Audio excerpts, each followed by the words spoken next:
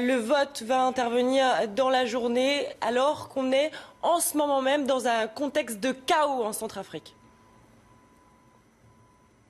Oui, absolument. Et avec cette résolution, l'ONU tient la promesse faite par François Hollande en septembre dernier sur la Centrafrique, un conflit qui a longtemps été complètement oublié. Et il faut dire que la diplomatie française s'est beaucoup activée à l'ONU pour obtenir cette intervention. Alors ce texte, il donne l'autorisation de l'ONU aux soldats français et aux soldats de l'Union africaine pour se déployer et utiliser la force, mener des opérations de combat en Centrafrique pour sécuriser le pays qui est aujourd'hui livré à des bandes armées, à des milices qui s'en prennent à la fois aux communautés chrétiennes et aux communautés musulmanes et qui mènent de véritables exactions. L'ONU a même parlé d'un risque de génocide. Les diplomates parlent de voyous âgés d'à peine 15 à 18 ans mais qui font semer la terreur. Et puis ce texte est aussi un texte de compromis parce que entre les soldats français et les soldats africains, eh bien, ce sont en tout 5000 hommes qui vont se déployer sur place en Centrafrique. Or, les experts militaires de l'ONU pensent qu'il en faudrait au moins 2 fois plus.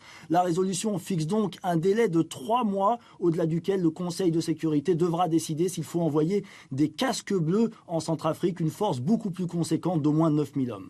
Merci beaucoup Karim Lebourg en direct de New York pour ITL.